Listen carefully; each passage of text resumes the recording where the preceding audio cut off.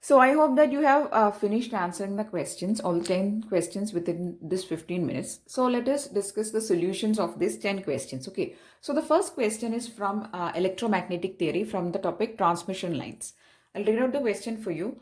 A transmission line having characteristic impedance of 50 ohm has to deliver 10 kilowatt power at 100 kilohertz of frequency to a load. Okay, so the characteristic impedance Z0 of the line is being given, and Z0 is equal to 50 ohms. Okay, this is being given.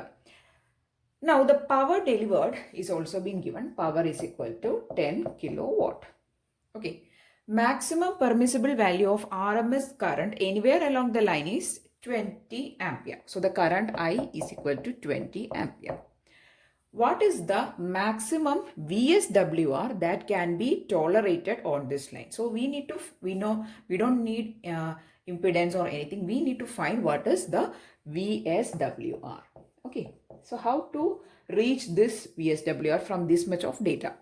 So we know that the characteristic impedance is 50 ohm, power is 10 kilowatt, and the current, RMS value of current, that is IRMS, is equal to 20 ampere, right? Now, how can we relate power and current and also with the load impedance? We know that there is some load. This power is actually being delivered to the load. So how can we relate this power and the load impedance? We have the relation, remove it, and I will write it here. Power delivered to the load is equal to I square RMS, that is IRMS square into load impedance, right? This is the relation. Now we know that the power delivered is 10 kilowatt is equal to I squared RMS, that is 20 square into ZL, right? Now ZL is equal to 10 into 10 kilowatts it is. So it is 10 into 1000 by 20 into 20. Okay, so you can remove this. Now the result is 100 by 2 2s are 4. So the value will be 100 by 4 is 25 ohms, right? So it is 25 ohms is the value of load impedance obtaining. Now we have the characteristic impedance of the line and also the load impedance.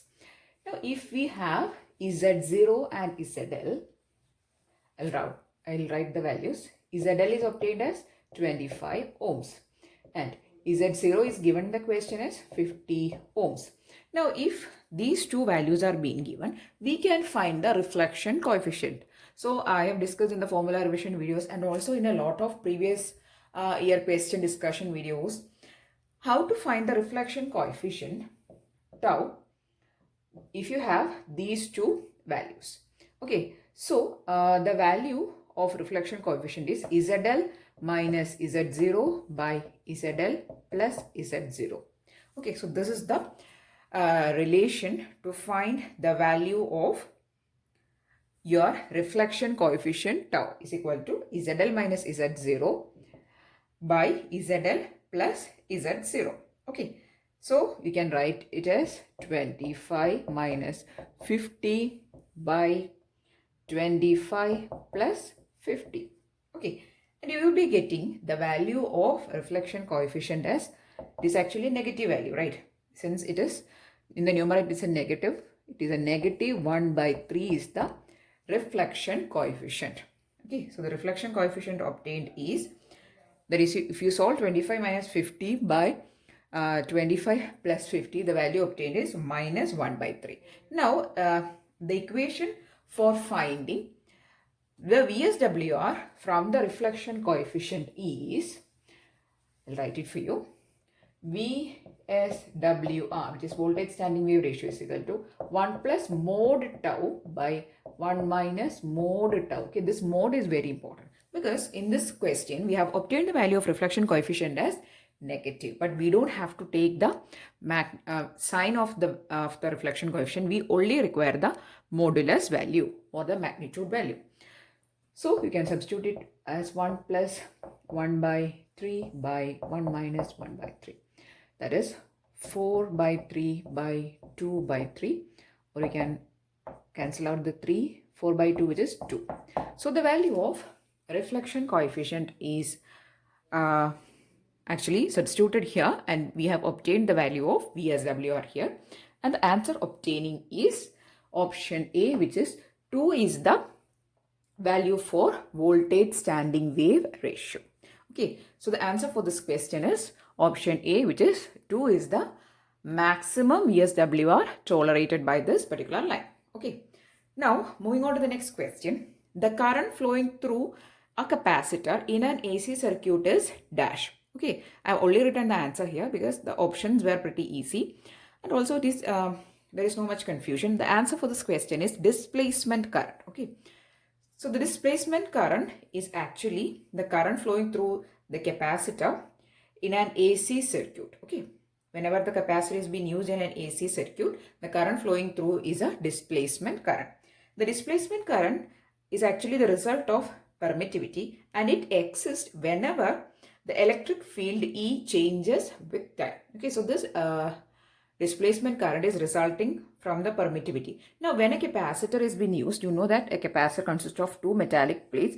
In between, there is some insulator or non-conducting material is placed with a definite permittivity. This material is having a definite permittivity, and due to this permittivity of the insulating material, the current flowing through this capacitor, whenever an AC field is applied to it, so whenever an AC field is applied to this capacitor, the current flowing through is actually the displacement current. Okay, so the answer for this question is option C, which is displacement current. Other options were there is option A, non-existent, B, conduction current, C was a displacement current, D, none of this. Okay, correct answer is displacement current. The next question is from digital electronics. The question is, which of the following is the Boolean function for majority voting?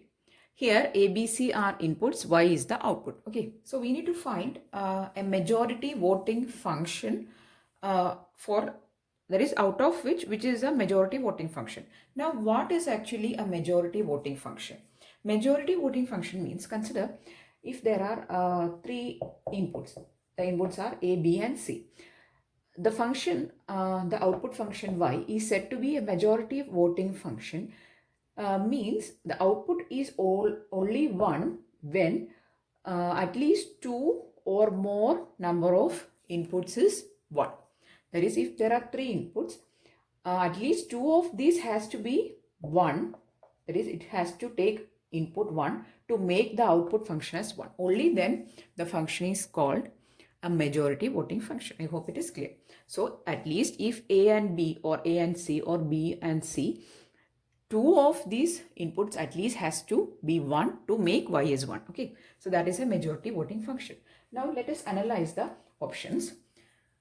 So option A is AB plus BC plus CA. Let us discuss that later. Option B is Y is equal to A plus B plus C. That is actually not a majority voting function, because here if any of these value is equal to 1, consider A is 1, then 1 plus and other two has to be 0, right? That is, we are assuming it is 0. So the output will be 1. Now here only A is 1 but the output is 1. So this is not a majority voting function. Okay, at least two of this has to be 1. Only then Y has to be 1.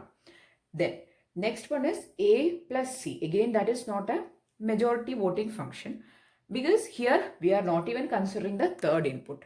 So it is not a majority voting function. And here if at least one value is 1, that is, if A is 1 or C is 1, the output will be 1. Okay, now let us see the Y. That is the option A. Option A is equal to AB plus BC plus CA. Here at least two of this has to be 1. That is, you have to make either AB as 1 or BC as 1 or CA as 1 to make Y as 1. So for that, A and B has to be 1. That can be one case, or B and C has to be 1. Both B and C should take 1 as inputs, or A and C combination has to take 1. Only then your Y will be 1. That is, for making this function Y as 1, either this product has to be 1 or this product has to be 1 or this product has to be 1. For that, we know that for a product function, both the variable has to be 1 to give output as 1. So AB, that is A and B, or B and C, or C and A, has to take 1. Okay, so here if we are taking 3 input variables A, B and C, out of which at least 2 variables has to be 1 to make output as 1. So this is a majority voting function. So while discussing this question, I hope the concept of majority voting functions is clear to you. That is the functions in which your output is produced as 1 only if at least 2 or more number of variables is 1. Such a function is called a majority voting function. Correct answer for this question is option A is the correct answer. Next is a question from network analysis. The question is the minimum number of equations required to analyze the circuit. So this is actually, you don't need to solve anything. You just need to find how many equations are actually required to solve this circuit. So for that, we need to find how many loops are actually present in this circuit. And if the number of loops is a particular value equal to Z, then Z number of equations are actually required to solve this or to analyze this circuit. You can have more equations also, but Z equations are at least required. That is a minimum number of equations you require to analyze the circuit, the all properties of the circuit. Okay, so we'll find how many loops are present first. Now, in order to find the number of loops, okay, so this is again a theory thing. You should know this. Number of loops for a circuit is equal to B minus N plus 1, where B is the number of branches in this circuit and N is the number of nodes. Okay. Now let us analyze the circuit and find how many number of branches are present and how many number of nodes are present. Then we'll find number of loops. Okay. I have actually marked the number of branches in the circuit. Okay. Here you can see this is one branch. This one is the second branch. Here from this point to this point is the second branch. From this point to this point is third branch. We know that actually nodes are actually connecting the branches. Okay, so this is the third one. This one from this point is the fourth branch. This branch is the fifth branch. This one is the sixth branch. This middle portion is the seventh branch. Sorry, actually from here. This is the fifth branch. This is the sixth branch. This vertical one is the seventh one and this vertical one is the eighth one. Okay. So totally how many number of branches are present?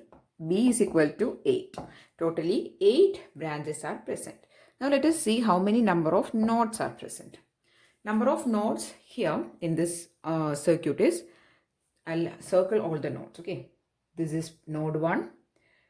Then this one is node 2. This one is node 3. This one is node 4. Again, this one is node 5. Totally how many number of nodes are present? Total number of nodes is actually 5 nodes are present. Okay. So the number of nodes is marked. This is not a node. Okay. This is just a bending. Here also this is not a node. This one. In the corner one, both corners are just bendings. They are not nodes. The circled ones are nodes. This one, this one, this one, this one, and this one. Okay. So this is the number. The circled ones are the number of nodes, which is 5 nodes are present, and the numbered are the branches. How many branches are present? 8 branches and 5 nodes. Now we can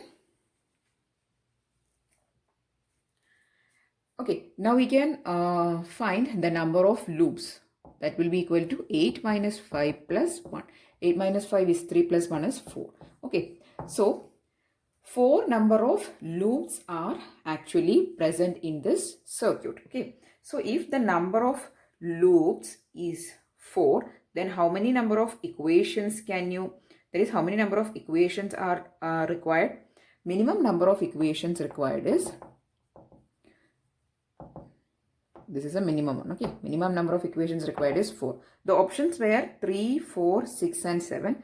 Correct answer is option B, which is 4 is the correct answer. Okay, so the correct answer for this question is option B, which is 4 number of equations. Minimum 4 equations are required to analyze this circuit. Correct answer is option B.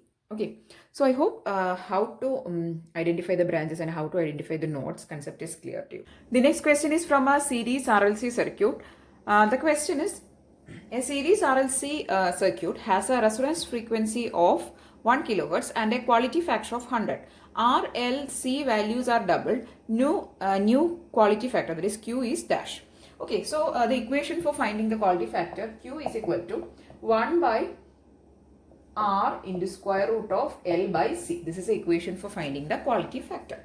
Okay, so this is the initial quality factor and its value is 100. Right. Now Q dash is the quality factor when the values are doubled. Let us see how the change is happening. 1 by 2R into square root of 2L by 2C. So this is same as that of square root of L by C. 2 and 2 will get cancelled.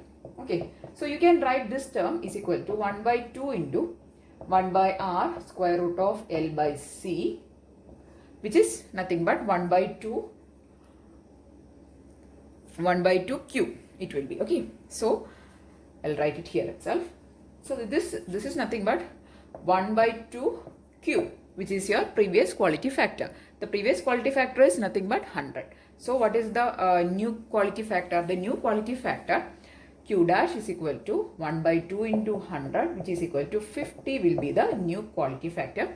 Correct answer for this question is option B is the correct answer. Okay, this is a very simple question. You just have to know what is the equation for finding the quality factor in terms of R, L and C. And that is the equation Q is equal to 1 by R square root of L by C. Okay, moving on to the next question.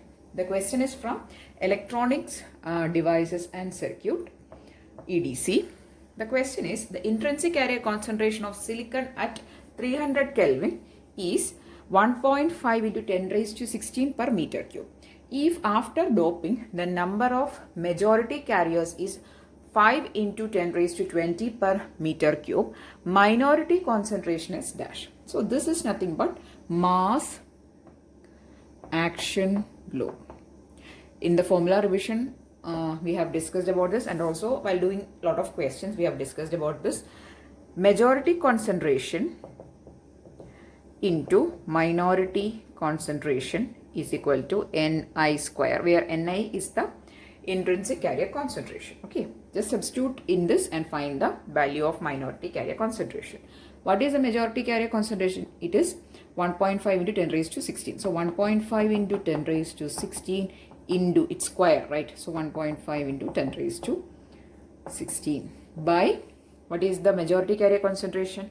It is 5 into 10 raised to 20 per meter cube. So minority concentration is equal to this by 5 into 10 raised to 20. I can cancel out this 24 here, and here it is 12. Again 1.5, 5, then 0.3. So the answer obtaining is 4.5 into 10 raised to 11. Okay, so the correct answer for this question is option A, which is 4.5 into 10 raised to 11 per meter cube is the minority carrier concentration obtaining. Okay, so the equation is N into P. Either N or P will be majority and minority. So number of holes, number of electrons into number of holes, or we can say it is majority concentration into minority concentration is equal to intrinsic carrier concentration square. Okay, so this is the relation for finding this question, and the correct answer is option B, which is option A, which is 4.5 into 10 raised to 11 per meter. The next question is from analog electronics. It is from ADC. Okay, so the minimum number of comparators required to build an 8-bit flash ADC is dash. Okay, so the number of comparators required for a flash ADC is given by the equation 2 raised to n minus 1, where n is the number of bits of the ADC. Okay, so this is the direct equation for flash ADC. and this is the number of comparators. Okay, comparators is equal to 2 raised to n minus 1. This also we have discussed in the formula revision video also, and we have done questions also. Okay, so here it is 8. So 2 raised to 8 minus 1 is 256 minus 1, which is 255 is the number of comparators. Correct answer is option C. Next question is again from analog electronics. The oscillator shown in figure is having an ideal inverting amplifier. So this amplifier is an ideal inverting amplifier. Its frequency of oscillation is dash. So this oscillator, what is the frequency of oscillation? Okay, so this is a theory question. This is actually an RC phase shift oscillator, and the frequency of operation or frequency of oscillation is F is equal to 1 by 2 pi square root of 6 into RC. Okay, so this is the equation. Correct answer is option A. I have not included all the options.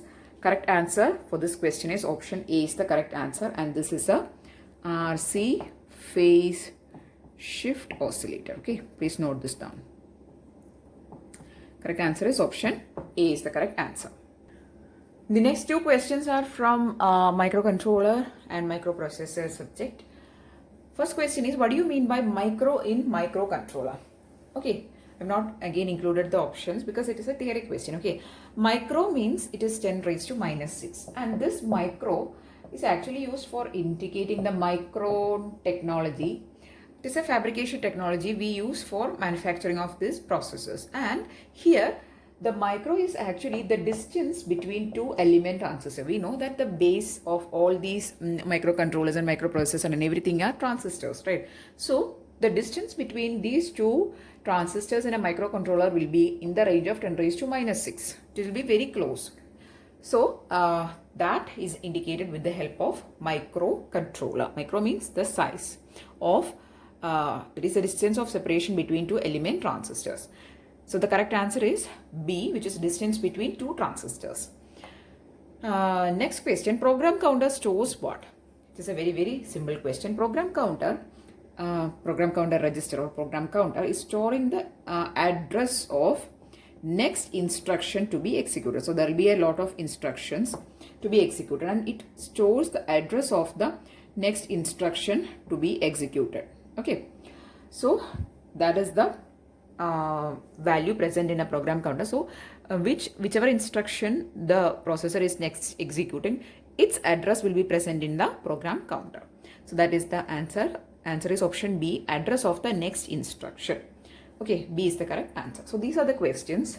These are the 10 questions which we have included in this mock test video. So this is the part 3. I'm telling it once again. If you are doing this mock test, please do mention your scores or marks in the comment section, so that it is a motivation for all the students to practice this mock test also. And also please, if you found these questions useful, please do share it with your friends also. And if you found it useful, please don't forget to give it a thumbs up also. Okay, so that's it. If you want more videos, please do subscribe to the channel. Thanks for watching and keep on watching.